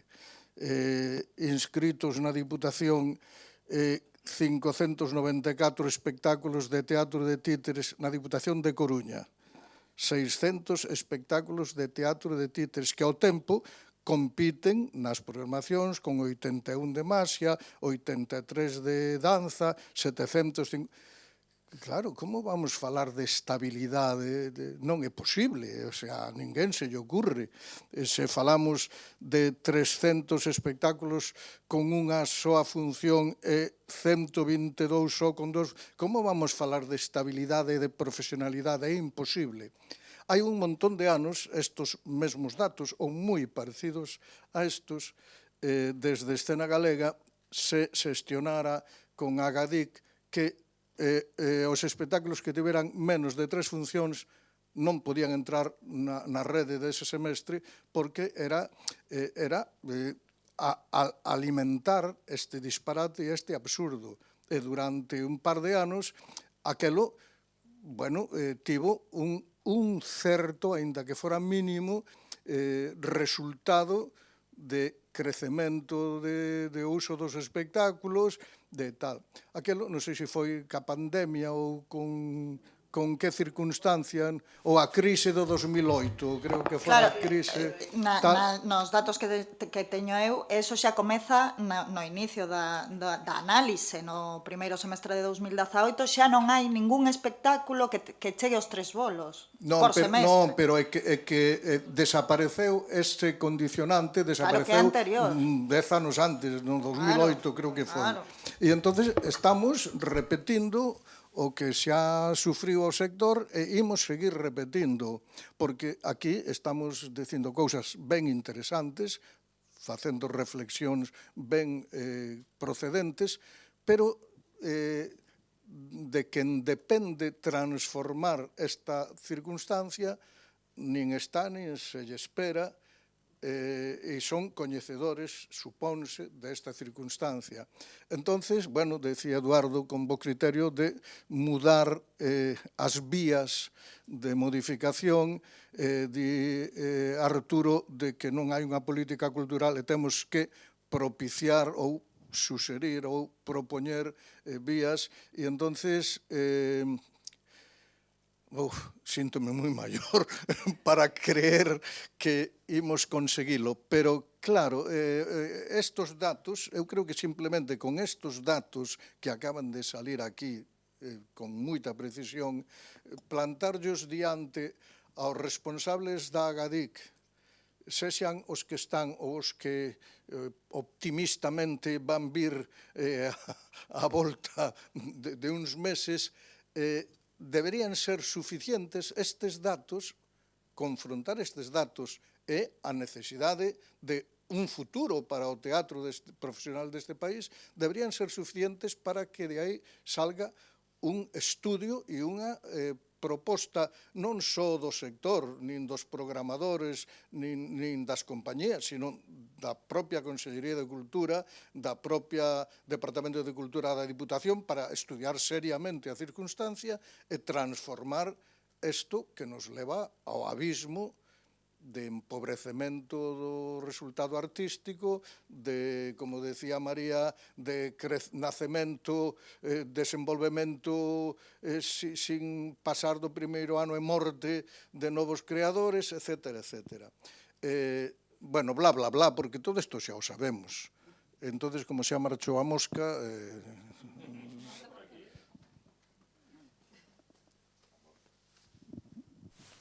Gracias, Julio. Xavier Estévez, aquí Raúl.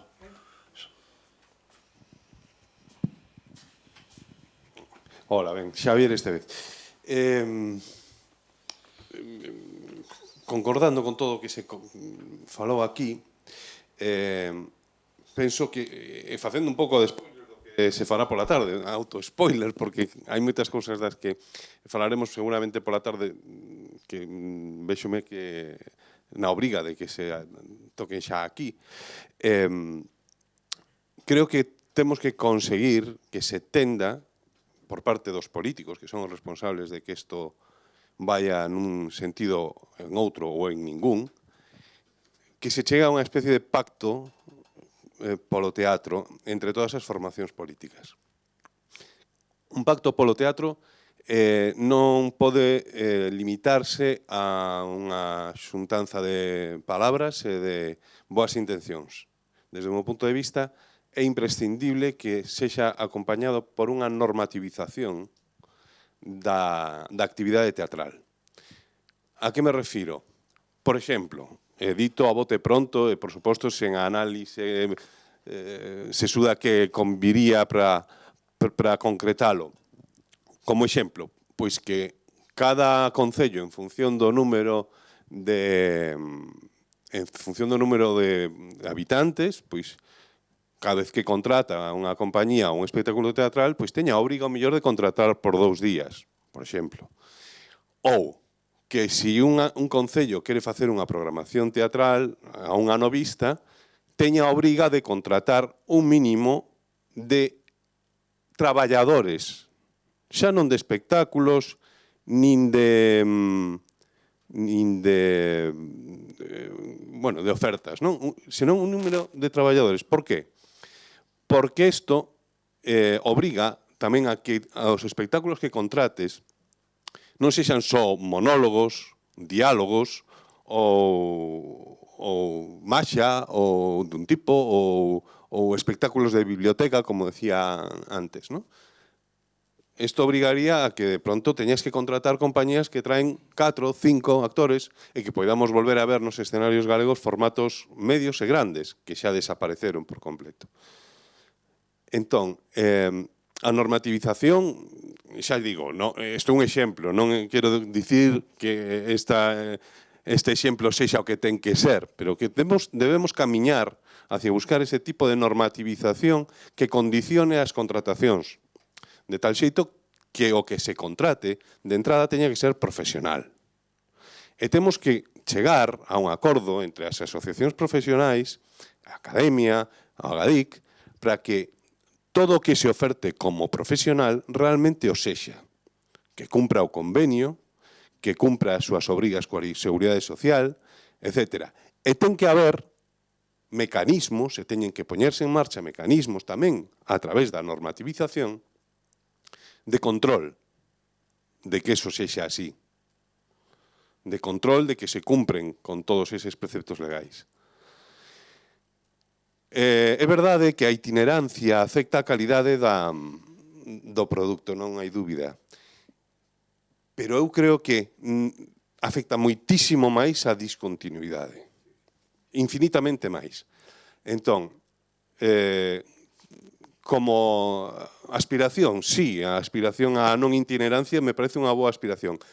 Como camiño á consecución de algo así, creo que hai que conseguir continuidade, máis que a non itinerancia. A itinerancia hai que ordenala, hai que normativizala e hai que racionalizala, pero non pode desaparecer. Entre outras cosas porque vivimos esta é unha discusión que tiven con Roberto Vidal Bolaño xa hai moitos anos, porque el decía, no, hai que estar todo o tempo nunha cidade e traer autobuses. Me acordo dese argumento, que é razonable, pero que eu lle decía, isto está ben para determinados sitios.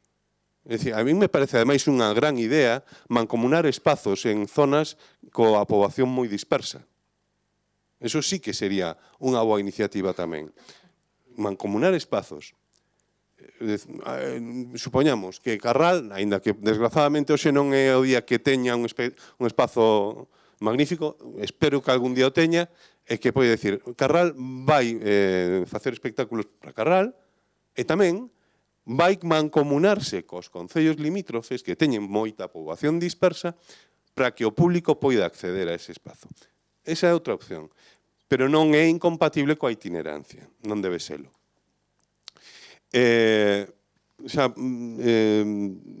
Falabas antes, creo que ti, do intrusismo, Pili, non? Alguén falou do intrusismo. Non, Nieves, é verdad, Nieves. Falabas do intrusismo e, bueno, ten que ver co que estou dicindo, é certo. Ten que ver coa profesionalización do teatro e da distribución do teatro. Por iso penso que temos que apostar moito máis, aínda que nos pareza que pode ser algo constringente, temos que apostar moitísimo máis pola normativización, porque é o que ao final nos vai protexer. Ao final, a normativización é o que perdura no tempo tamén. Porque se mañán un político de X cor decide unha cousa e pasado marcha, esa cousa desaparece. Pero se está normativizado, permanecerá. Por iso temos que conseguir que haxa unha especie de pacto autonómico de teatro que tenda a facer crear unha serie de normas e redactalas e estar todos de acordo. Con respecto á captación dos públicos que se falou, ten que ver, obviamente, todo isto está intrínseco, o sea, está totalmente mesturado, pero a captación do público eu creo que pasa ineludiblemente polo hábito. Ineludiblemente. Non podes pretender que o público vai ao teatro se pos teatro unha vez ao mes. Unha vez ao mes, nunha vila, non digo nunha vila moi pequena, onde realmente unha vez ao mes un espectáculo pois é un acontecimento. Non, falo de vilas medias. E que teñen teatro a mellor unha vez ao mes, porque o resto teñen danza, teñen maxia, teñen contacontos, teñen teatro infantil, tal. Pero non se xenera o hábito, especialmente na xuventude, de ir ao teatro. Eu recordo cando eu tiña eso, 18, 19 anos, había os xoves teatrais en Compostela. Todos os xoves había teatro. Todos os xoves. Tiñas unha referencia. A onde acudir? Quero ver teatro. Hostia, pois quedamos os xoves para ir a ver teatro. E xa non é que quedáramos, é que era obrigatorio. E os espectáculos enchíanse. E eses espectáculos cheos trascendían as cidades, porque efectivamente funcionaba boca a boca, porque había hábito. Entón, creo que evidentemente ese pacto que temos que perseguir tamén pasa por unha exigencia de aumento dos orzamentos en todos os aspectos da vida teatral. Temos que exixir, unha vez que haxa un aumento dos orzamentos. As estadísticas que nos presentou Eva poñen os pelos de punta. Estaba presentándonos unha estadística no que o ano 2018 se investiron por parte da Agadic 100.000 euros máis que no ano 2021. Estamos tolos. O sea, estamos completamente tolos. Porque ademais eu creo que isto responde a unha absoluta atomización das nosas intencións como colectivo, como profesionais do teatro. Urxe a unión desde as asociacións profesionais, a academia e todos os profesionais non adscritos a nada. Urxe a unión dos profesionais do sector, non digo só dos profesionais, actores, non, os programadores, por suposto que tamén. Todos os profesionais, insisto, non de profesionais, implicados no proceso. Creo que con todo iso estaríamos no bo camiño. Pero, bueno, é a miña opinión. E polo agora non podo máis alata. Quedan uns 5 minutiños. Tamén quería facer un apuntamento no que nos acaba de decir agora do pacto este do teatro, que estou de acordo, pero non esquezamos que ainda é necesario antes un pacto pola cultura, non esquezamos que nós formamos parte de programacións culturais dos concellos e para que se regule o teatro eu penso que tamén hai que regular a actividade cultural e buscar a relación. Quero dicir que é un paso previo, que ainda hai un paso previo, senón quedaría a casa mal feita. Eduardo, non ten a palabra Eduardo. Xa está aquí Xavier. Aproveitando un pouco o que dixo Xavier Castiñeira, e me parece que ti tamén, e Xavier Estevez, respecto á itinerancia, que sigue sendo necesaria, pero que hai que ordenala, efectivamente, non quería dicir unha cousa, porque a veces podes pensar desde un programador ou de un director de teatro, podes pensar, sí, o segundo día, o terceiro, pero como sale? Eso sale moito máis caro, non? O caché multiplicado por 3. Pero hai un punto que as compañías que temos unha, dúas, tres funcións ao mes, non as que tedes moitas, que seguramente tedes outro sistema, pero a maioría das compañías que, claro, temos contratado o personal da compañía, os actores e os técnicos por bolo. E o convenio actual permite o contrato corrido que abarataría moitísimo o coste da función, pero abarataría sempre e cando o número de funcións ao mes superara un umbral determinado que está entre as 8 ou 10 funcións de media. 10, bueno. 8 ou 10 funcións. Unha vez que tes máis de 10 funcións, compensa, tal cual está ahora mismo o convenio, pode ser que cambie, pero bueno, hai aí un umbral que de repente fai que as seguintes funcións prácticamente non costen nada. E prácticamente, porque todas as nóminas prácticamente desaparecen. É dicir, que habería a posibilidade de que se isto se ordenara así, incluso fora económicamente máis barato a media por función, non? Isto hai que telo en conta. Nada máis. Optimizar o esforzo. Xavier, e depois Carlos, estamos... Xavier, este vez que...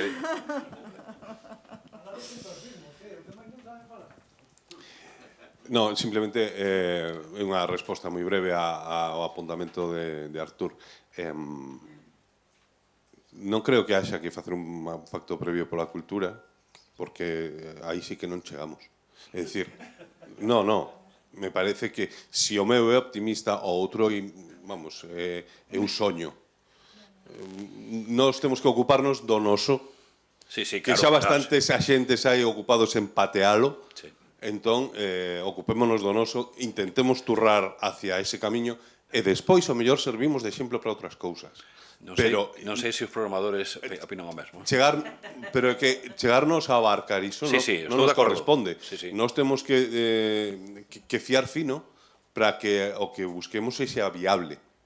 Se nos poñemos con un pacto pola cultura, pois mira, ao mellor resulta que se decide que é moito máis interesante levar maxia todos os días aos teatros que o teatro. Entón, un exemplo. Que nos centremos no noso, que xa bastante temos. Carlos? Nada, moi breve tamén. Casi primeiro por lanzar unha advertencia e incitar a acción, non?